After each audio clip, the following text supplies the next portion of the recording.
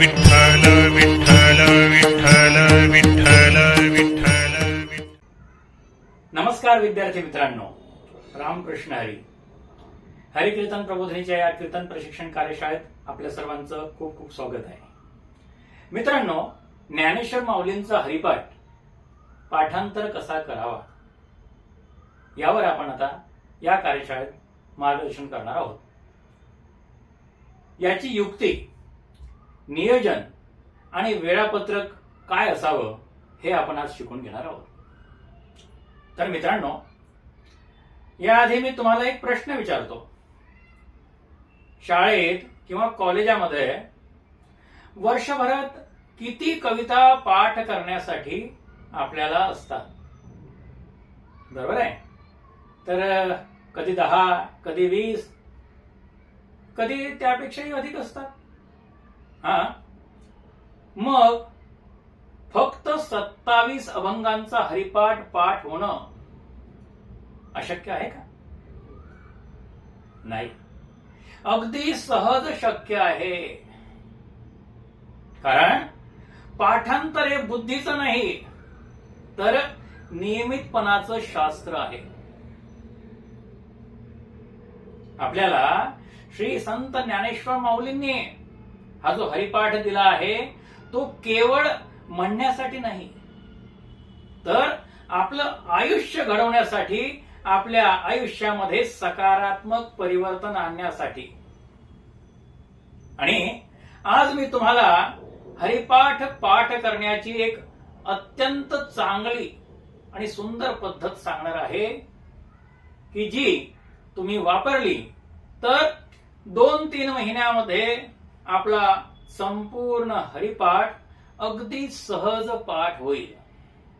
तर या साठी पहिला नियम, मोठं काम छोटं करा. कारण काय आहे की व्यवस्थापन शास्त्रातला हा पहिला सिद्धांत आहे. कोणी म्हणेल मला संपूर्ण हरिपाठ पाठ करायचा आहे, आणि असं म्हणल्यानंतर ते ऐकून मनच घाबरून जाईल. पण जर आपण असं म्हणालो, मला ना आज फक्त एकच अभंग पाठ करायचा आहे, एक अभंग म्हणजे फक्त 4 चरण, मग पहा हे काम अगदी सोपं होऊन जाईल. कारण मोठं ध्येय लहान लहान भागात आपण विभागलं तर आपलं यश हे सुनिश्चित होतं. मित्रांनो, आता दुसरा नियम लक्षात घ्या. दुसरा नियम काय आहे? रोज थोडंसं, पण रोज. फक्त एकाच दिवशी 50 वेळा हरिपाठ म्हणण्यापेक्षा दररोज 5 वेळा म्हणणं हे जास्त परिणामकारक असतं. कारण मित्रांनो, या मेंदूला ना सततची पुनरावृत्ती खूप आवडते. मेंदूला जो खुराक आवडतो तो तुम्ही द्या आणि मग याचा चमत्कार पहा. मित्रांनो, तिसरा नियम लक्षात घ्या. 4 सूत्र आहेत: ऐका, वाचा, म्हणा आणि आठवा. कोणत्याही पाठांतराची ही 4 पायी पद्धत आहे आणि अत्यंत परिणामकारक आहे. पहिली गोष्ट, ऐका. सुरुवातीला श्री हरिपाठाचा योग्य उच्चार काय आहे तो अनेक वेळा नीट ऐका. पुढची पायरी, वाचा. तो अभंग आपल्या डोळ्यांनी नीट वाचा. त्याच्या पुढची पायरी तिसरी, म्हणा. तो अभंग मोठ्या आवाजात म्हणा. आणि मग चौथी पायरी, आठवा. पुस्तक बंद करून ठेवा आणि मग आठवण्याचा प्रयत्न करा. मित्रांनो, या 4 पायऱ्या आपण रोज केल्या तर कोणत्याही गोष्टीचं पाठांतर अत्यंत जलद पद्धतीने होते. हे तुम्ही लक्षात घ्या. हे समजलं? तर मग आता आपण वळूया चौथ्या नियमाकडे. चौथा नियम म्हणजे काय आहे? तर आपली वेळ निश्चित करा मित्रांनो. पाठांतरासाठी सर्वात उत्तम वेळ कोणती? तर एक तर सकाळी उठल्यावर, नाहीतर रात्री झोपण्यापूर्वी. या 2 वेळा पाठांतरासाठी अत्यंत उत्तम आहेत. का बरं मित्रांनो? तर त्यावेळी आपलं मन शांत असतं. आणि मित्रांनो, शांत मनाने केलेलं कोणतंही काम हे यशस्वी होतं. मित्रांनो, या पद्धतीचा 5वा नियम, रिकाम्या वेळेचा सदुपयोग करा.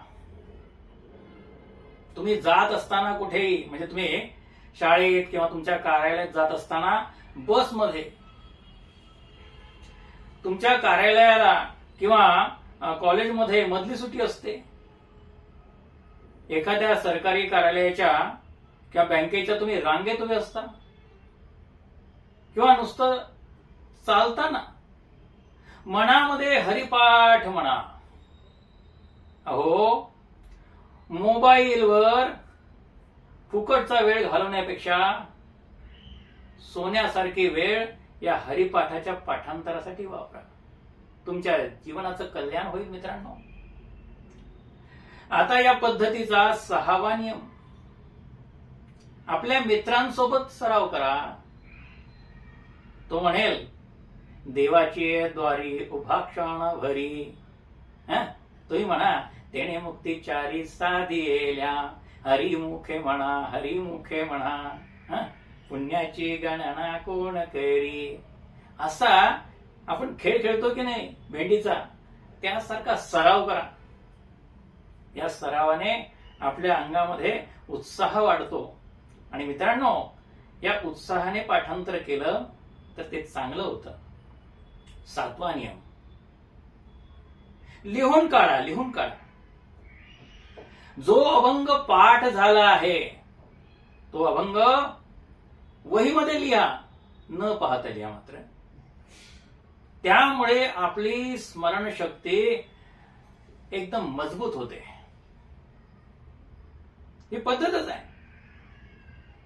या प्रकारे तुम्ही हरिपाठ अत्यंत जलद गतीने आत्मसात करू शकता मित्रांनो. आता 8वा नियम, दर रविवारी आपली स्वतःची आपण स्वतःच परीक्षा घ्या. मित्रांनो, आपण आजपर्यंत किती अभंग पाठ केले आहेत? अभंग म्हणताना आपली नेमकी कोठे चूक होते? कोणतं चरण आपण विसरून जातो? मित्रांनो, जिथे आपली चूक होते तिथेच जास्त सराव करा आणि मग चमत्कार पहा. तुम्ही पाठ केलेलं कधीही विसरणार नाही. मित्रांनो, 9वा नियम, काय करा की आपण जो अभंग पाहतो, वाचतो, त्याचा अर्थ समजून घ्या. कारण काय आहे की ज्याचा अर्थ आपल्याला समजतो ती गोष्ट आपली लवकर लक्षात राहते.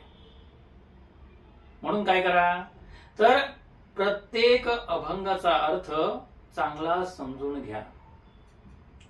मित्रांनो, माऊलींचे विचार मनात उतरले की मग शब्दही आपल्या मनामध्ये कायम राहतात आणि स्थिर होतात. या पद्धतीचा 10वा आणि शेवटचा नियम आहे, आपल्याकडे जो मोबाईल आहे ना त्याचा योग्य उपयोग करा. म्हणजे कसं, तर हरिपाठ म्हणताना आपला स्वतःचा आवाज तुम्ही रेकॉर्ड करा आणि नंतर पुन्हा ऐका.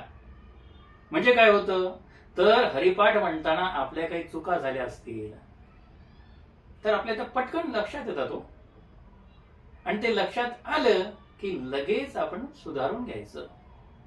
आता या 27 अभंगांचं नियोजन कशा प्रकारे करता येईल ते आपण थोडक्यात पाहूया.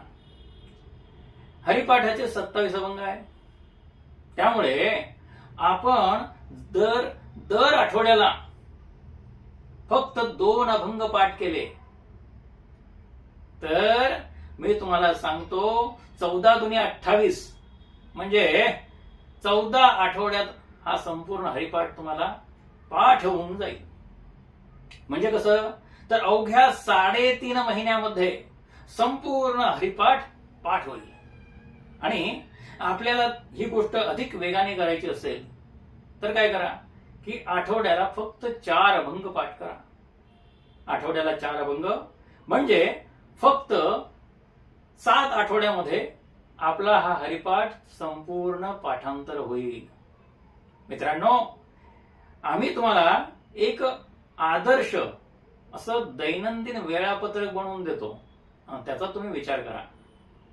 मित्रांनो, सकाळी फक्त 10 मिनिटं काढा. 10 मिनिटं काढा आणि काल आपण जो पाठ केला होता की नाही तो अभंग म्हणा. नंतर आपला आजचा जो अभंग आहे नवीन तो 3 वेळा म्हणा. हा अभंग 3 वेळा मोठ्याने म्हणा. म्हणजे म्हणा देखील आणि आपण स्वतः ऐका देखील. दोन्ही कामं आपल्याला करायची आहे. आपण कार्यालयात जाता, शाळेत जाता, कॉलेजात जाता 5 मिनिटं काढा, फक्त 5 मिनिटं. आणि आपल्या मित्रासोबत हा हरिपाठ म्हणा. हरिपाठाचं पुस्तक पाहू नका. ते न पाहता तो अभंग आठवण्याचा प्रयत्न करा तुम्ही.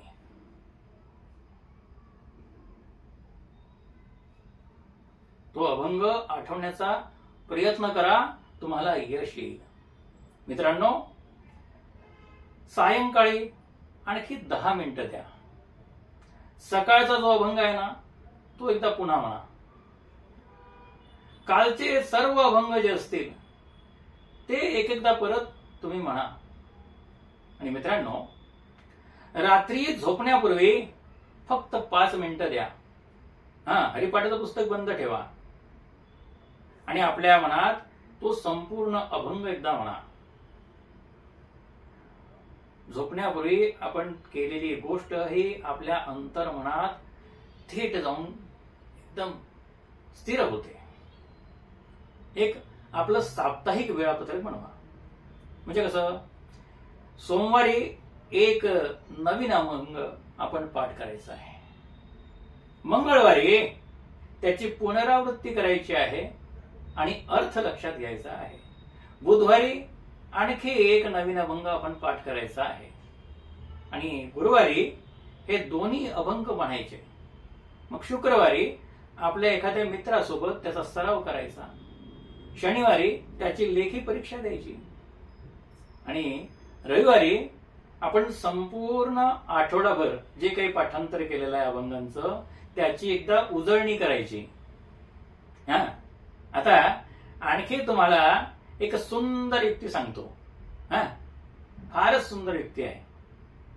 तुमच्या वहीमध्ये 27 चौकोन काढा. प्रत्येक अभंग पूर्ण पाठ झाला की नाही की त्या चौकोनात असं बरोबरचं चिन्ह करा. ओके. आणि अशा रीतीने एक एक चौकोन करत ती वही भरत गेली की नाही की अरे आपण एवढे अभंग पाठ केले. अशा रीतीने ना आपला आत्मविश्वास हा वाढत जातो. आणि या गोष्टीला आधुनिक व्यवस्थापन शास्त्रात प्रोग्रेस ट्रॅकिंग असं म्हणतात. तर मित्रांनो, अजून एक तुम्हाला अत्यंत प्रेरणादायी प्रयोग तुम्हाला सांगतो. हा प्रयोग करून बघा. अतिशय उत्तम प्रयोग आहे की तुम्हाला एखादा अभंग पाठ झाला की तो तुमचे आई वडील जर घरी असतील तर त्यांच्या समोर म्हणा, आजी आजोबा असतील तर त्यांच्या समोर म्हणा, तुमचे गुरुजी असतील त्यांच्या समोर म्हणा, किंवा आपल्या मित्रांना तो अभंग म्हणून दाखवा. कारण काय आहे की जे आपण इतरांना सांगतो, जे आपण इतरांच्या सोबत बोलतो, ती गोष्ट आपल्या कायमस्वरूपी स्मरणात राहते. म्हणजे चांगली लक्षात राहते. तर मित्रांनो, जर आपल्याला हे लक्षात ठेवायचं असेल तर ही युक्ती आणि हे 10 नियम हे तुम्ही नक्की लक्षात ठेवा. आता मित्रांनो, एक शेवटची गोष्ट, फार महत्वाची गोष्ट आहे मित्रांनो. तर हा हरिपाठ पाठ करणं म्हणजे फक्त हे 27 अभंग पाठ करणं नव्हे.